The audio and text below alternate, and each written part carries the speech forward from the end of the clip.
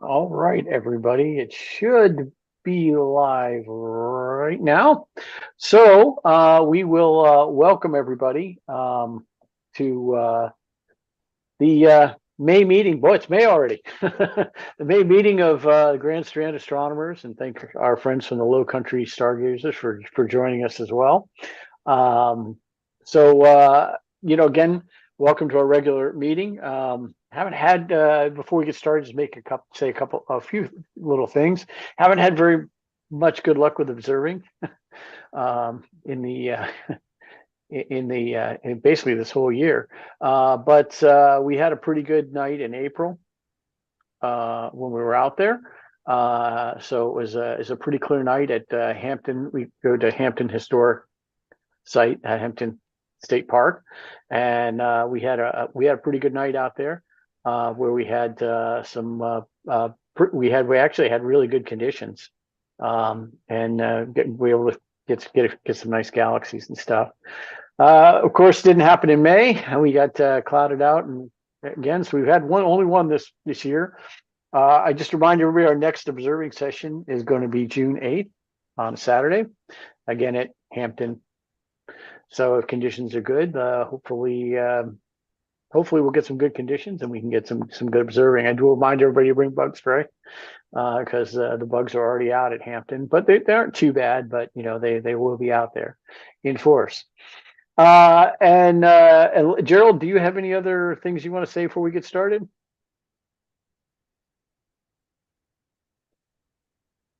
Off mute. No, let's see. Yeah, we're up to 25 members, which is, I think, an all-time high for us. So, yeah. And the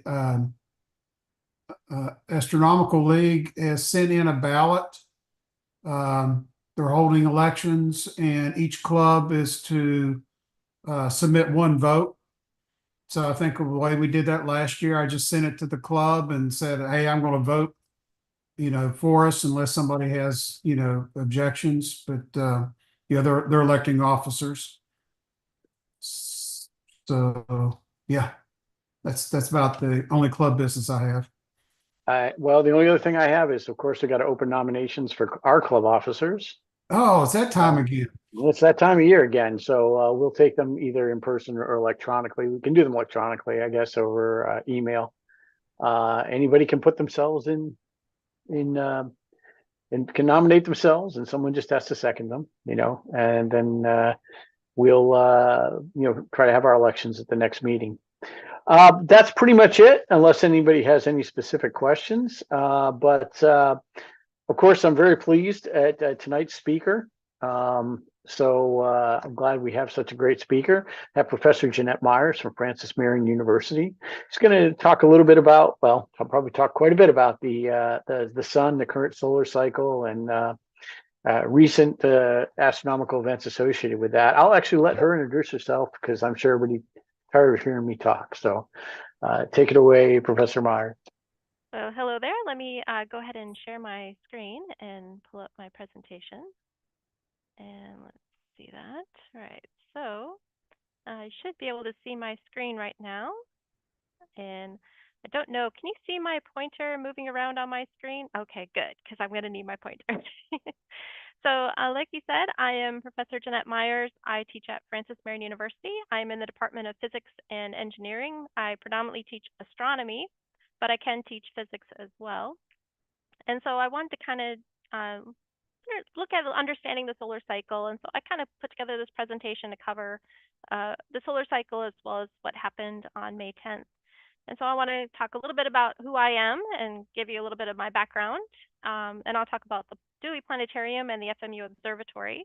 And then we'll get into the solar cycle and the major features of the sun and what these things are and what we see and what we're learning from them. And we'll talk about the aurora and then two sunspot groups, 3664 and 3668, which were responsible for the May 10th event. And then we'll talk about the frequency of these big storms, these big eruptions and things like that. Then we'll wrap it up and then have some time for questions. All right. So just a little bit about me. Oops, there we go. I am originally from Minnesota. And so my undergraduate degrees are in physics and astronomy. And so I went to Mankato State University in Minnesota, but now it is actually known as the University of Minnesota at Mankato. They name changed it a couple years after I graduated in 1996. And so I'm originally from the Twin Cities, which is the yellow star that you will see on our map of Minnesota. And Mankato is down here in the orange star. After earning my bachelor's degree, I moved to South Carolina and went to Clemson University, where I earned my master's in physics and my PhD in astrophysics. And then I joined the teaching faculty at Francis Marion University in 2003. So my background in physics, I've had a lot of different classes: nuclear, atomic, solid state, quantum, of course, basic electricity and magnetism, mechanics, optics, computational physics. And then in astronomy, I've done astronomy and astrophysics, observational astronomy, stellar evolution, then galactic, extragalactic, cosmology, and photometry. So I have a wide range of training that I've gone through. And so I've tried to use that in my classes that I teach at Francis Marion. And so predominantly my classes are intro astronomy, solar system astronomy, and then observational astronomy. And so I'm different when it comes to teaching observational astronomy. I believe that students need to know the star fields. They need to know how an atlas works and how to use it, and they shouldn't have to rely on a single computer to find anything for them. So I teach them the star fields, I teach them the bright star names. We basically cover 64 of the 88 constellations. And then they learn star hopping. They have to use an atlas. They have to find deep sky objects and double star systems or binary star systems throughout the semester. And so it's predominantly where they are actually physically touching a telescope and not relying on a computer to tell them, oh, here, just go here, and it's right there. So they really learn the star field and learn how to find things in the sky. So I also run Dooley Planetarium at the university, and Dooley Planetarium opened in 1978 under the first director, Mr. Ed Dooley, who actually was a chemistry teacher. And he was interested in astronomy, and they were opening the Cawthon Education Media Center, and they wanted to put a planetarium in there, but they needed somebody to run it. And he said, well, I like astronomy. I'll teach the astronomy and I'll run the planetarium. And so it opened that January in 1978, and he taught there until early 2000. When he passed away, they named it for him. And then in 2014, I won a grant around $780,000 from NASA, and I upgraded the planetarium to a fully digital system. And so right now we run a system called Digistar 5, and we also changed the seats in the planetarium. We kind of brought it up to the 2000s. It was way back in the 1970s style of seating and things like that. The color schemes were all 1970 schemes. So we've kind of refreshed that. And so we offer private and public programs throughout the year. We're on Facebook at facebook.com/Dooley Planetarium, and we have a website, which is astro.fmarion.edu. Then our observatory, I am sort of a collector, and I started the observatory in 2003 with the C14 in the dome, and then some Celestron C8s and a Questar. And I said to my department chair, I would like to increase the number of telescopes that we have at the observatory. And he said, okay. And so I have, and I have done quite a bit. So I have a wide variety of different types of instruments. Our C14 started having problems back in 2017. And so I received funds from the university, and I changed it to a Meade 14-inch F8 LX 600. And so that's what's in our dome right now. And so that's on a fixed pier. And then the lower level of our observatory is where I house everything else. And so because I teach students not to use a computer when they're finding things in the nighttime sky, we use a lot of Dobsonians. And so the SkyQuest 12-inch and the SkyQuest 10-inch are the primary ones that they use for classes. But then we also bought other instruments that we can showcase at different kinds of observing events. So we have Fujinon binoculars, we have Coronados, we have the 16-inch light bridge Dobsonians, and then we added a 5-inch refractor, an 8-inch Schmidt-Newtonian. We have binoculars like the Canon SkyMaster 25 by 100, and then we have one 70mm reflector still left. We actually had one stolen from our observatory, so that does happen. And I think probably of all of these instruments that I have in the collection, the only ones that I wish I'd never bought was the 16-inch light-bridge Dobsonians. I don't like them. They are very difficult to move, and so I'm going to have to take their bases apart and rebuild them just to get them to a usable state. But it is a big collection, and so if I'm doing an event, it can be pretty daunting if I'm the only one there. I'm trying to run around and move telescopes, and so it's one of those where I'm hoping to train up students so I can have helpers when I do events. And I use my 5-inch refractor a lot for solar observing. I put a sun funnel on it. We actually did a live stream during the solar eclipse, and that was the sun funnel on our 5-inch refractor that we were showcasing in our YouTube video, or on our video that we posted in Facebook. All right, well, that's a little bit about me and about our items, but let's get into the crux of today's talk, which is the solar cycle. So just a little bit of background about our sun. So our sun is classified as a G2 main sequence dwarf star. And so G2 basically tells us about the temperature of the star. And so it is a yellowish main sequence star, which means it's a young star. It's not highly evolved. It's only about 4.6 billion years old, which is relatively young. It is a surface temperature of around 5,800 Kelvin, which translates to about 10,000 degrees Fahrenheit.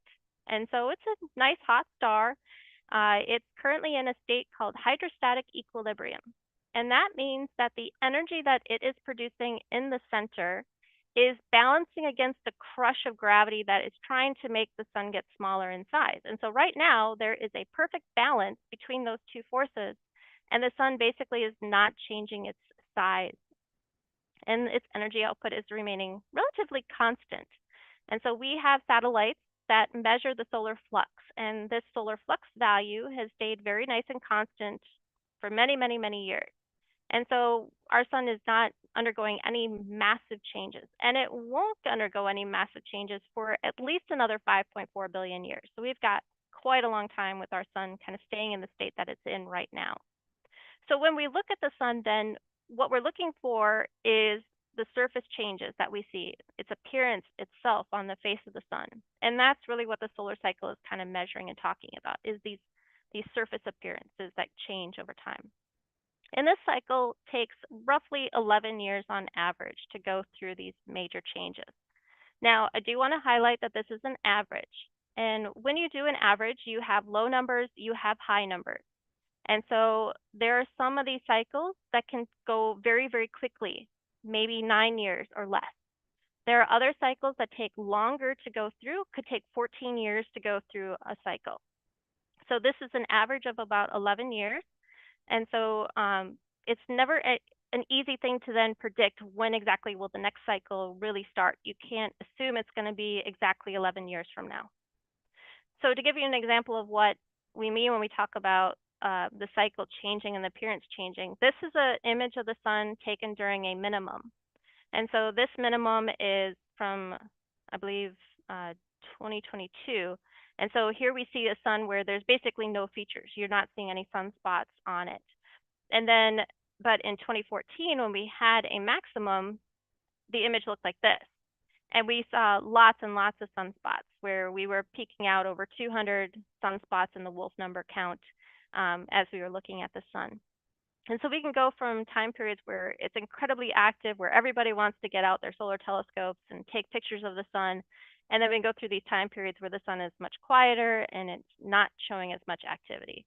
And right now, we're kind of in that high activity state where we're seeing a lot of things happening on our sun. So one of the major features, of course, on the sun then are those sunspots. And so sunspots are very unique. They show up in different ways. We can see a singular spot, or we can see massive groupings of spots. And so there's an entire classification scheme just about sunspots. So that would be its own talk all on its own about how we classify these different kinds of groupings. But these sunspots, they're basically cooler spots on the sun. So if you remember, I said that the sun had a surface temperature of 5,800 Kelvin, or roughly 10,000 degrees Fahrenheit. So a sunspot is roughly 4,000 Kelvin, or think of it as something like 7,000 to 8,000 degrees Fahrenheit. It's still really, really hot, but because it's against this much brighter background, it appears darker. And so what's causing the sunspot are magnetic field lines. They are basically plunging in and out of the sun, and they are suppressing the flow of energy out of the sun. And so they appear dark. And when we see a sunspot, we actually use the same terminology that we use when we talk about lunar and solar eclipses. So this dark region of a sunspot is called the umbra, and then this outer region here is called the penumbra. So we have these same terminology that we use when we talk about sunspots. And they can have all sorts of different shapes, and they can take on some very strange arc features. And you can see even here the umbra is not looking the same, as it's not a nice circular pattern. It's getting broken up. Could be a merger situation that happened here. But what's also important is this background that you see here of the sun image. This is the photosphere. And the photosphere imagery that we see, it shows this pattern that's called the granulation pattern. And this is telling us about the convective motion that is occurring just underneath the photosphere of the sun. And so we have plasma wells that are coming up, and that is the bright spot that you see in the granulation pattern. And then those darker lines is where plasma is sinking back down again. And so we have this constant convective motion bringing energy up to the surface. And then that energy can then escape outward through the chromosphere and then through the corona before hitting outer space. So the sunspots then are also nice indicators that the sun activity is building up. And so we go from single spots to where we start to see lots of sunspot groups. And so if you start to watch like spaceweather.com, you can see the spots changing over time as they develop and as they fade away. So the other feature that is associated with these sunspots then are what are known as coronal loops. And these are typically found above these large sunspot groups. And because some spots can get really, really far apart from each other, these coronal arcs and coronal loops can actually stretch for many miles across the surface of the sun. And so what happens is that these basically magnetic field lines start to trap plasma, and it really highlights where that magnetic field loop is. And so you can see here in this false color image, this was taken by the TRACE spacecraft. You can see that there's this major coronal arc going on right here, but then you have lots of smaller ones happening. You can even see a really strange one happening right over here and another one in the background, which means that this is probably over one of those very large sunspot groups. And so there's multiple little sunspots there. They all have plunging magnetic field lines, and so you're seeing this really twisted pattern. And it's that twisted pattern that is very important, especially when we start to look ahead to what exactly happened on May 10th. And so we see this really twisted pattern start to occur over these sunspot groups. And you can also see these little arcs going over singular spots, but when they start to get over these big groups, you start to get really twisted magnetic field lines. Now, when these coronal arcs start to get even larger in size, they can move outward into the chromosphere even more, and they become known as solar prominences. And this is where they can start to carry even more material and even more energy away from that surface of the sun. And so this one here on the top was taken on August 31st in 2012 by SDO, and you can see it has a very huge arc going out away from the sun. This is actually on the side of the sun, so it wasn't pointed at planet Earth. You can actually see in this picture some color variation, so some darker regions as well as some lighter regions. And this is because the plasma that's being carried away is going to start to have different temperatures. And so the darker is actually cooler temperature, the brighter is at a higher temperature. And this is ultraviolet measurements here. And even this bottom picture here, which is taken at 304 angstroms, this is extreme ultraviolet light measurements here. So it's false colored to red just for our eyes. And so you'll see this in some other pictures that I'll show you. They do a lot of false coloring. But you can see in this image, you can actually see a prominence. It looks like a snake right here. And so these are kind of the features that we look for in these images, and we can say, hey, there's a prominence that is erupting off of the surface of the sun. So you can look for some of these snake-like features here when you're looking through the SDO imagery. And then, of course, some of these coronal arcs that are carrying away a lot of this energy as that magnetic field gets twisted, you can then have what is known as a coronal mass ejection. And so you can have this burst out, and you can even have a flare event as well. And so this was from May 1st, 2013. This is from the Solar Dynamic Observatory as well. And so you can see the burst of energy that kind of build up and shot off into space. But you can also see other little flarings happening over on the limb of the sun. And so you can see how the sun is incredibly active. So if you ignore this part, you can see the bursts that are happening here. You can see the little bit of a buildup that's right over in this area of the sun. And so the sun is incredibly active all around it at any point in time.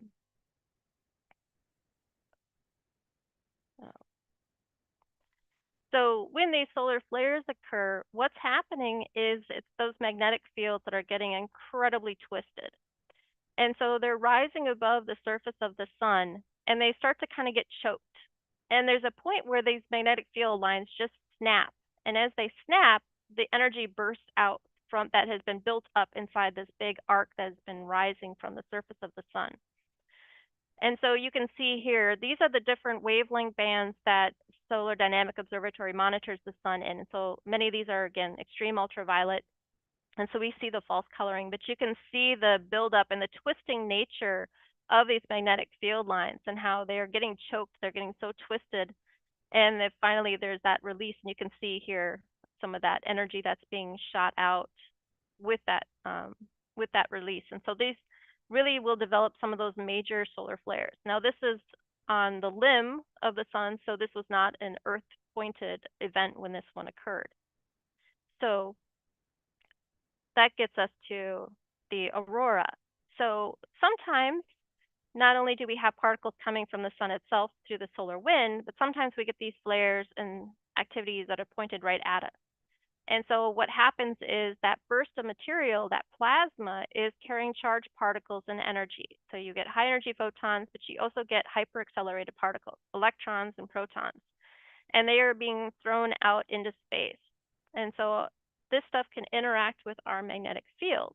And so our magnetic field is kind of like giant earlobes around planet Earth. And these particles will come towards the magnetic field, and they will find these holes at the North Pole and the South Pole, and they will stream downward onto our planet, and they will interact with our upper atmosphere. And so it is really the thermosphere where we find the aurora borealis or the aurora australis. And that is the much upper level of our atmosphere. So it's not down in the troposphere, which is the layer that we live in. It is in those higher layers. And these particles are interacting with oxygen and nitrogen, but also other trace compounds that are in our atmosphere, like argon, carbon dioxide, water vapor. We also have neon in our atmosphere, as well as some helium in our atmosphere. And so these charged particles, what happens is they interact with these other atoms, and they cause excitations. And when an atom gets excited and it basically is moving its electrons around inside of it, it's releasing energy when they fall back in. And so it's as the atom becomes de-excited that it releases that energy, and that's the color that we see. And so with hydrogen, we see three predominant colors. We see a red color, we see a teal blue, and a kind of a violet color. And so if you look at the sun with a coronado, typically you're using a red filter coronado, so it's tuned to that hydrogen alpha line of the sun, or that hydrogen, so you can see that red of the sun, and you're seeing all that hydrogen gas. But when we look at the aurora, we'll see lots of different colors. So we'll see greens, we'll see yellows, reds, blues, purples, pinks, and they're coming from a variety of different elements that are up there in our atmosphere, all these different atoms. And so predominantly, we're going to get green and yellow, sometimes red from oxygen. We'll get reds and pinks from nitrogen. Neon will give us orange colors, and then hydrogen and helium will sometimes give us blues and purples. And so that gives us a wide variety of different things, and it really depends upon the magnitude of the strike that's happening, how intense and how hyperaccelerated those particles are, for the interactions that we might get with some of those elements. And so we can get some aurorae that are just the greens, and we can get the others that'll have lots of the other colors in them as well. So that brings us to what happened back at the beginning of May. So if you go into spaceweather.com, you can use their Wayback Machine, and you can see the pictures of the sun. So you can actually see the sunspots that were forming and changing over time. And so this first image is from the 2nd of May. And you can see the sunspot groups are numbered, and they've been increasing the numbers basically since this started in the early 2000s. And so we're now up into the 3,000 number for numbering sunspots. So this is May 2nd. And then on May 3rd, you'll notice that a change has started to occur, and it's a pretty dramatic one. So if we go back to May 2nd, you'll see how everything was pretty small. All of these spot groups are pretty small. They're not very large at all. But then on May 3rd, oops, going wrong way. On May 3rd, they all started to increase in size. And so we start to see this building up of basically this twisting magnetic field. And so as we go forward in time, we can see sunspot groups are getting more and more prominent. They're becoming larger in size. 3664 is the grouping right here. We see 3665 right here. This is the single spot. There's another single spot. They're going to start to get numbered. Now it's become 3669. You can see 3668 has now started to develop. And so this one is getting even bigger in size. This one is also getting larger in size. And so we're seeing this buildup of activity across the sun. And so what's happening is that this particular sunspot group, it started to merge with 3668. And this means that those magnetic fields that are plunging in and out, making these sunspots, are now twisting and getting closer and together, and they're starting to interact and wrap around each other. And the overall appearance of the sunspot group is also starting to twist and change. And even 3665 has disappeared. So sunspots come and they go. But you can see as we get closer and closer to May 9th and May 10th, we're getting this very large, intense one. And so this is one that you could go out and you could have seen if you put on a pair of solar glasses. So you could actually see it with your eyes. It was that large.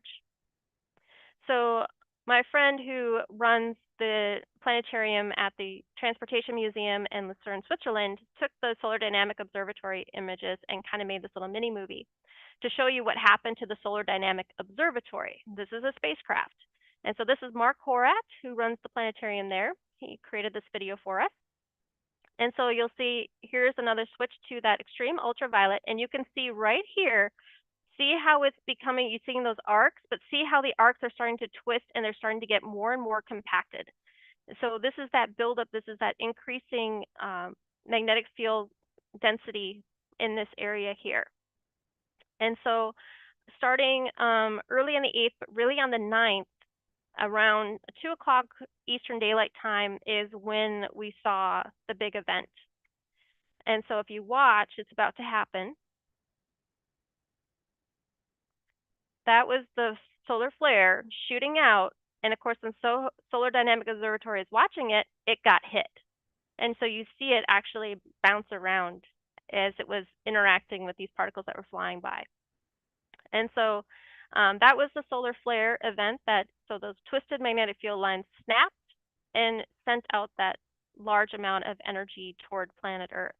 And this one happened to be facing directly toward us. Now, 3664 is still active. It shot off an even stronger flare when it reached the limb of the sun and was starting to go behind the backside of the sun. And I believe only a couple days ago, it shot off a flare towards planet Venus. So it has still been a very active one. It takes roughly 25 days to do a full circle. So it'll be interesting to see what the sunspot group looks like once it comes back around again to the front side of the sun from what we're seeing. So if we go back and we look at the magnetic field intensity of these lines above 3664, we can see that it was really starting to build up a very strong, intensive magnetic field right there. And you can see it's starting to erupt. It's that huge blare of light. so if we zoom in on it a little bit, you can see there's a lot of craziness going on. It wasn't a nice single dipole anymore. It's got multiple poles going up and down, up and down. So the reds are positives, I believe, and the blues are negatives. It's got a coloring scheme. I might have that reversed, but it's a coloring scheme that they like to use. But you can see it's definitely a very twisted situation now for that sunspot group. So the first particles didn't really start to arrive until around 12:37 in the afternoon on the 10th of May. So it did take around 22 hours for those particles to really start to make it to planet Earth, especially from this last big eruption. And at first, they were classifying it as a G4. So for some of us, we were like, oh, G4, we probably won't see it. It'll be maybe North Carolina, we'll see it, and things like that.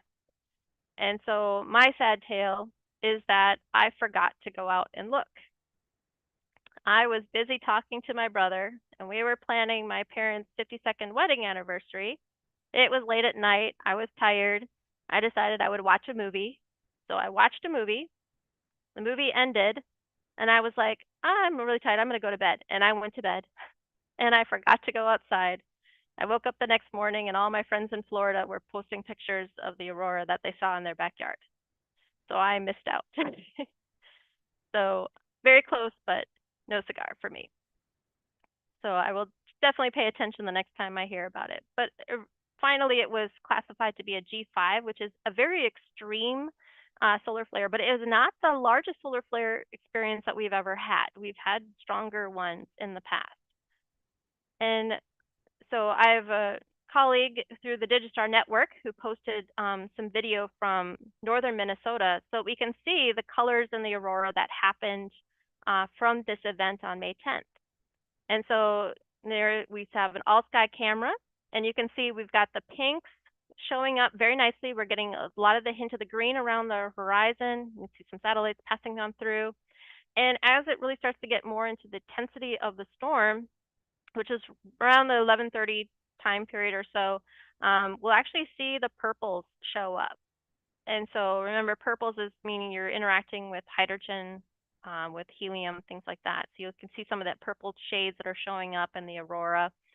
And then you've got a lot of the pink tones. No real orange showing up in this one, but we're seeing a lot of the nice purple pinks showing up. So it's kind of exciting that this one was definitely interacting with a lot of the different molecules that are in our atmosphere and a lot of those different elements up there.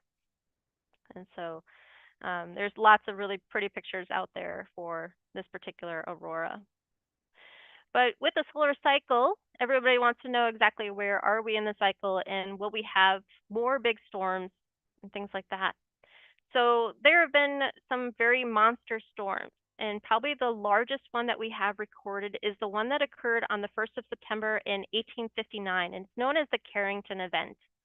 And so telegraph operators during this event actually had to turn their batteries off.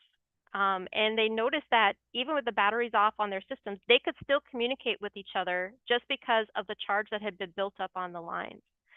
And so this was a very big one. This was where aurora was seen all over to the southern latitudes. And it was probably the largest flare that's ever been, that has so far struck the Earth. Then there was another big event that happened on the 13th of March in 1989. And you may remember hearing about this one because Quebec had a massive power outage that lasted for about 9 hours. And it was really this Quebec event that caused many power companies throughout the United States and through Europe to really start to make plans for if we know about this large geomagnetic storm that's coming, we need to prepare our power grid. We need to power down, look for alternative methods and things like that. So this 1989 event was really important for us to be able to survive big events like this going forward in the future. Now these big events, the 1859 and the 1989, were associated with maximum events in the solar cycle. But there are some solar storms that we've had, like the 2003 Halloween event, where it wasn't the maximum. It was actually after a maximum. So it really doesn't matter if we're in a maximum, at a maximum, or after a maximum. We could even be close to a minimum. And if a giant sunspot group forms and those magnetic field lines get twisted enough, you can get a solar flare to occur. So you can get a big event to happen. And then you just have to have it on the side of Earth for us to actually get that storm to hit our magnetic field. But here I show you a graph from 1985 to 2024 that shows you the change in this cycle. And so this is the Wolf number. And the Wolf number is basically a method we use for counting the sunspots. And so it counts the number of sunspots that are individuals. It counts the number of groups. And then what it does is it multiplies it by 10, and then it adds in those individual sunspots. And this gives you kind of a count of what the sunspot activity is, because we're only monitoring one side of the sun. So you can see here we had a maximum in 1989. It started to come down a little bit, and then it built back up again, but then we had this dramatic fall off to 1996, and so that's a minimum. So when we talk about the solar cycle, we have to have a high point, and then we must have a come down to a minimum, a low point. Now, a minimum doesn't mean no sunspots. It could mean just an incredibly small number. And so the average throughout the entire year could be a small number, something like 10 or 3 or 5 or something like that. It could be just super tiny numbers. And then the one that happened around 2000 was a very interesting maximum. It built up to a high point in the year 2000, and then we start to come down, so 2001, 2002, but 2003, we were on the downward trend when the monster solar storm hit, and we had the giant flare and large aurora that was on the downward part of the cycle. So again, doesn't necessarily have to be associated with a maximum or a minimum. And then our 2014 maximum was a very odd one. It was a very strange where we had in 2011 we thought we were going to have this keep rising up, but it was a very shallow rise. And then we hit a peak in 2014, and then it suddenly starts to drop down again. And so right now we are building back up again in 2024, but it'll actually be a couple years before we can say for certainty, are we in a maximum or are we now turning down to a minimum? And so we won't know until we really see what happens next. And we've been going for, I think, almost 2 years now with a stretch of not having any days where there wasn't a sunspot on the sun. So the sun has been active for, 2 years straight. And so we could be building to an even higher number, or maybe 2025 we'll start to see the drop off. And so it'll be very interesting to see. And until we start to see the sunspot numbers where we have days where we don't see anything on the sun, or we see very, very, very tiny numbers, then we could start to think, okay, maybe we're going down into that minimum time period. So it is one of those things where you can kind of try and guess and say, okay, maybe it's going to fall over. But remember, here was a very shallow rise. So this could be a shallow rise as well, or it could jump even higher. So it'll be interesting to see what happens. But like I said, it'll be a couple years before we can really figure out if we're in a maximum or if we're finally heading toward a minimum. So I'm looking forward to hopefully lots of sunspots for solar observing for this coming year. So in conclusion, just wanted to talk about the fact that these big storms. I sometimes see in the media that says that these are once in a lifetime events.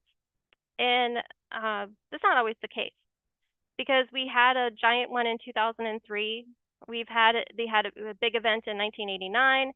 So it's really not so much a once in a lifetime event. It's is your weather conditions going to impact your availability of seeing it?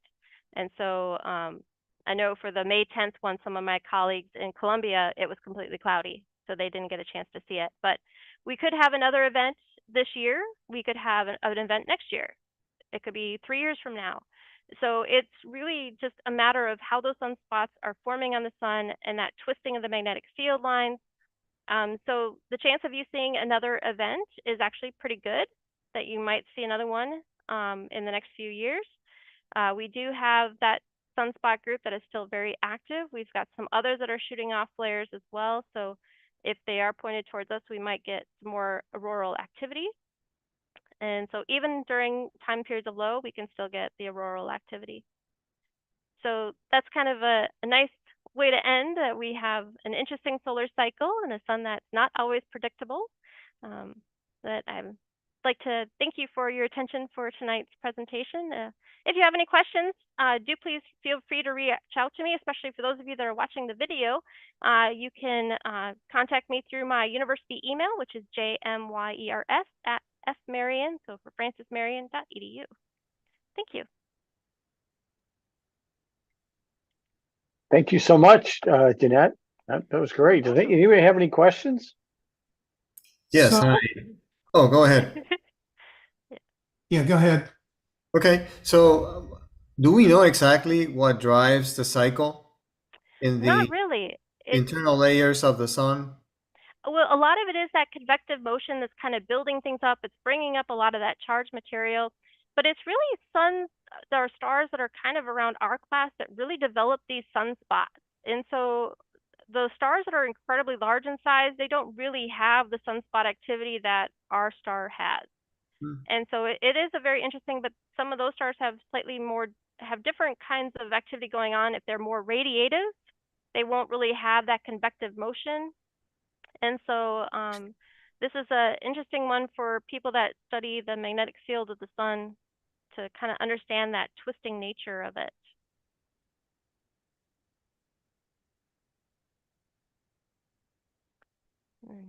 Dr. Myers, where can I, as an amateur astronomer, go to see, the sunspot activity, other than looking through my, telescope? I'm interested in the numbering. When they get assigned numbers. Where can I find that?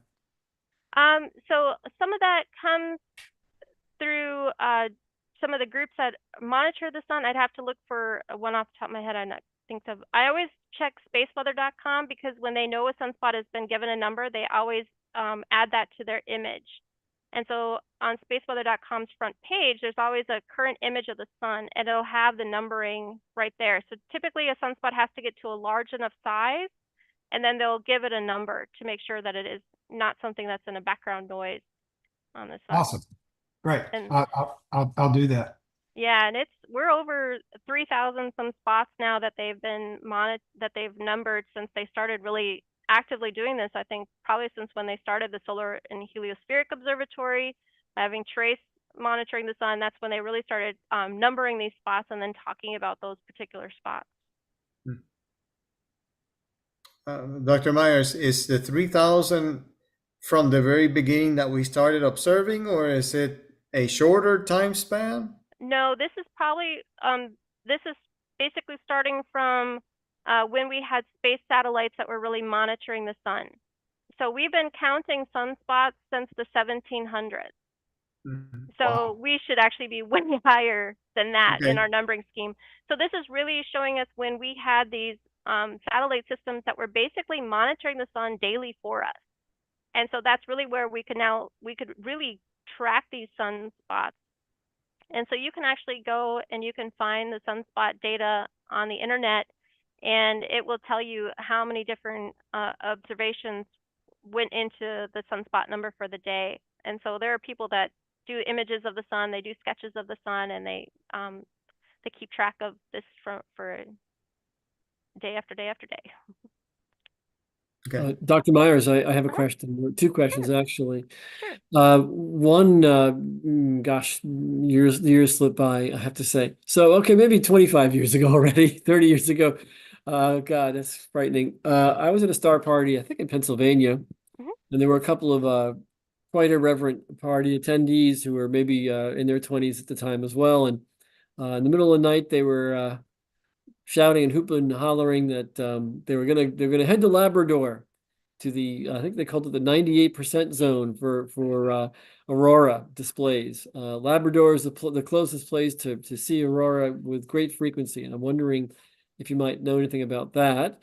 For starters, as one of the closer places to see auroral displays on the East Coast. And secondly, I'm wondering, have there been any studies in any way, shape, or form to pursue what I think amounts to sort of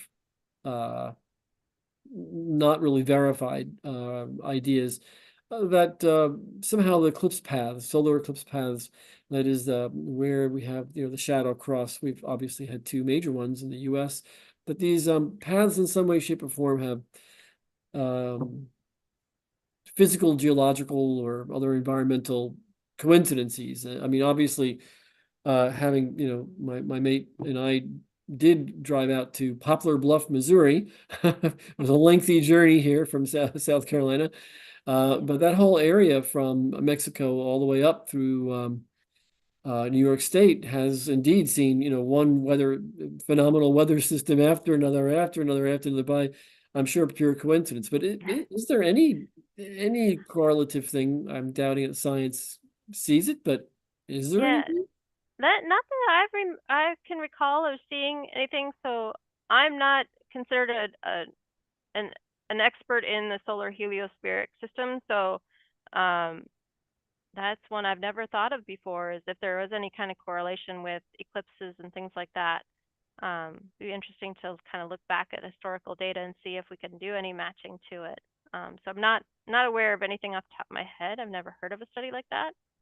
And as far as the aurora for observing locations, so yeah, especially many sites in Canada are probably considered to be some of the best locations.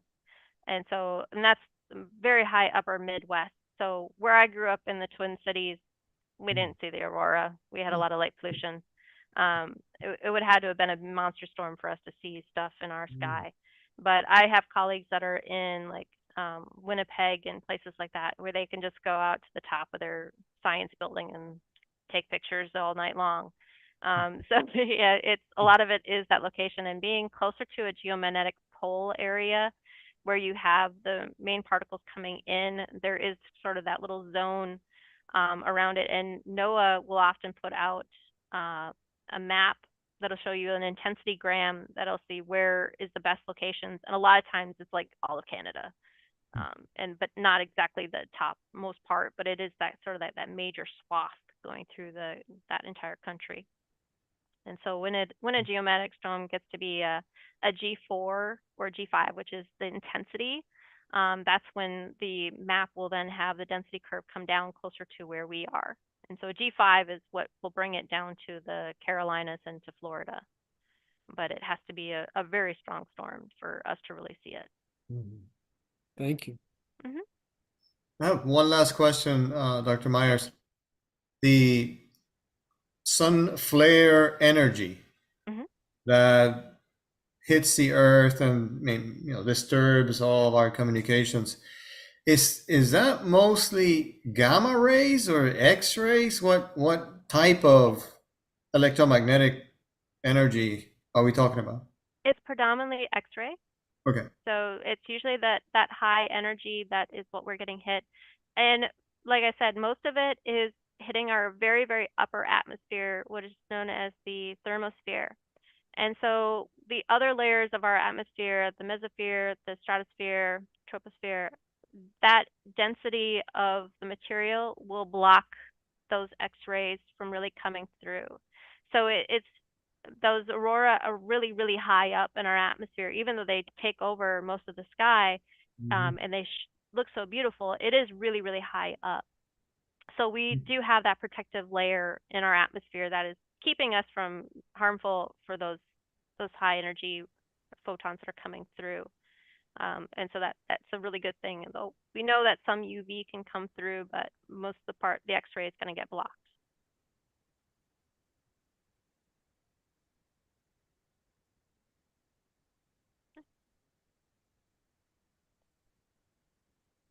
All right.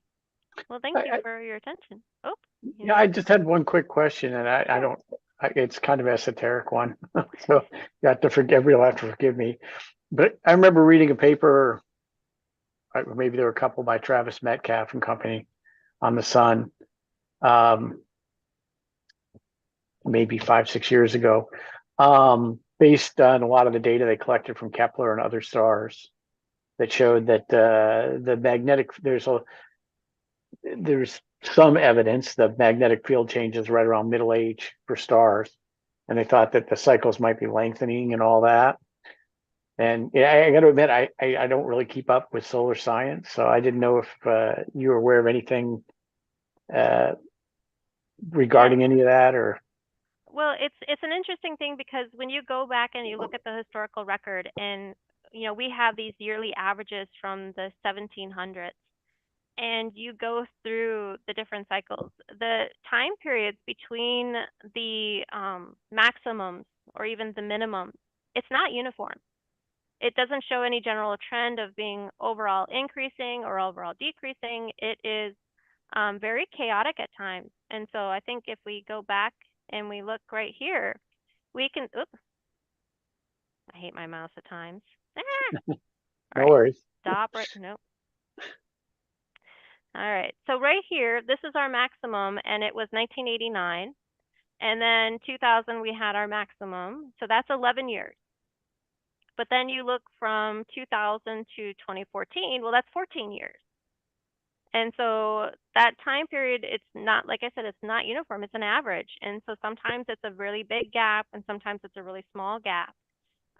We've seen that the solar maximums have not been quite reaching the same peak level that they were reaching in like the 1970s and 1980s. But we just don't know what's going to happen with this next one. And so that's why the next year is going to be very important. Will it climb even higher, or is it going to start to kind of shallowly climb, or is it going to just start to fall off? And so we don't really know. And so we're going 2014 to 2024. So that's a 10-year cycle right there. So it's one of those things where even the last 50 years or so, we're not really seeing any sort of change in the length or change in the or decreasing or increasing or anything like that.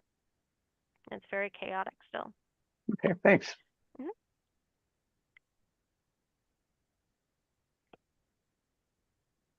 Any other questions? Only to say thank you, Dr. Myers, for your visual programs with your students. I think that's terrific. Oh, thank It's you. so rare that any more people are learning the night sky, which means also appreciating the night sky and the environment. And so to have you be particularly, as I am and as we are, visual observers, and to really open up to your students that beauty and wonder that's so easily lost to light pollution. Yes, Sort of lack of viewing leads to lack of imagination, leads to lack of perspective. Sort of, I exactly. think it's kind of a cascading anti-environment thing that winds up happening. So Yep. good on you for for Oh yes, spreading the yes, good word.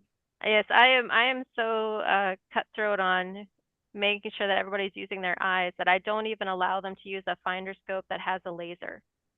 They have to use an optical finder scope because they have to be able to see the pattern and look at their atlas and see the pattern and be able to match and see things. And I teach them that they have to learn the pattern so that if they are in a field and their battery pack dies in the middle of the night, or they drop their little CR 2025 battery on the ground and they can't find it, you know, they can still do stuff, that they're not limited.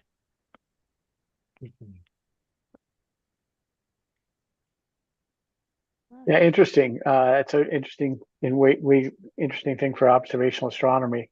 If I can just ask a silly detail question. Sure. When you do that with your students, and again, I'm asking because of our observational astronomy class, um, and I imagine you've got charts they're using. Mhm. Do you put the constellation lines on the charts, or do you leave them off? So I actually like to use the Sky and Telescope Pocket Star Atlas. I like to use that one because I find that it's the best one that actually holds up in the middle of the night when it gets all foggy. Yet you got the planisphere. So I like that one because it does give them a nice deep sky analysis of what they will see when they're using their finder scopes. Yep, that Pocket Star Atlas is my favorite one. I've been buying it and giving it to my students since probably 2006. I've been passing them out for my observational classes. But I like to use that one. There was other ones. There was the Mag 6 Star Atlas that I used in the 90s, but that's been discontinued. But I find that Sky and Telescope Pocket Star Atlas is good. I like the fact that it's got the lines, even though it's not the way I would draw the patterns. but really I'm more interested in having the star field and having a good number of faint stars as well as the bright stars, because when you're using your finder scope, being able to see those tinier stars and seeing that in your atlas and going, okay, I recognize that pattern around Beta Taurus. Okay, now I can go off and I can find M1, kind of things like that. So that's really, I really do like that star atlas. Thanks. And just again, I'm just curious for Mm-hmm. stuff we're working on. So Yep. And hopefully they'll start printing that one again. I know they weren't printing it for a while. It's been out of stock for a while, but you'll find gently used copies and things like that on online bookstores and things like that. So I've been finding them that way. you mean the Sky and Tell one? Mm-hmm. Yeah, That they go through time periods where they don't have it in stock. I think they're on the second edition of it now, but hopefully they will continue to keep publishing in that one. So do you know of any dark sky observation areas between, Myrtle Beach and Florence? We're pretty much limited to one area, which is kind of far away for a lot of us to drive. So we were looking for maybe alternative sites. You'd have to go probably into the Marion Mullins area to really get some good dark sky areas. You'd have to find some of the farmers that might let you use some of their fields out there, because they get some pretty nice dark areas in some of those locations. I know at our campus we have a lot of light pollution. We've got the city of Florence that's to our west, and so our western sky just like bright is very bright. And then when it's fair season in October, our eastern side starts to light up. So we don't have the best lights around our university campus. That so sometimes like you look to the north and you just see all the lights and it just glows over there. But we still have managed to do some pretty good sky observing. We would be considered, I think, a Bortle 5 site at Francis Marion. Okay. So that's not too bad. It would be better if we could somehow get some of those lights covered correctly, but I'll take a Bortle 5. I can at least still find Messier objects. I just want to throw it out that Sheila and I are members of the Low Country Stargazers. And we just moved here to Adams Run, where the skies are a little darker. We're on the edge of starting to get dark and starting conversely to get undark. But in any case, we're on the edge and have some pretty good skies. Nice. Yeah, but not far from us, down at since we're avid birders as well, down at Bear Island, nature, Donnelly Preserve and Bear Island Preserve. The light pollution maps show it's quite dark. And I think at this point, having observed a few times up at Hampton observing site, the one that's down in, below sort of near Edisto, west of Edisto and down there in Bear Island is, I think, substantively darker. Although we have yet to go down there. So it looks kind of like we should really have a few other astronomers with us down in that region. It's pretty darn remote. So I've been meaning to talk to folks in our group and maybe talk to you folks in your group if they're maybe interested in sometime having a star party down there. It looks real dark. We just were up camping at Kiwi Toxaway. Kiwi Toxaway Near campground. Clemson. Yeah, near Clemson along the lake there. That's about as dark a zone. I think sort of Bortle 3, although I'm sorry guys, I go back so many years. So I'd say like a mag 6.6, mag 6.5, 6.6, mag 6.7 sky. You're starting to get pretty darn dark. And I'm pretty sure from the maps that down there in Bear Island is going to be mag 6.6, mag 6.7, like pretty darn dark. So I'm just throwing it out there. Yeah, I believe the Midland Astronomy Club also has a dark sky site that they go and do events at in Beaufort, but you'd have to be part of that organization to be invited to go to their dark sky site. So they have one that they've actually built observatories on. Wasn't aware. Mm-hmm. Thank you. Yep, they've got some permanent fixed structures there. I'm gonna look into it. Yeah, Hampton's around a Bortle 3, I think. Mm-hmm.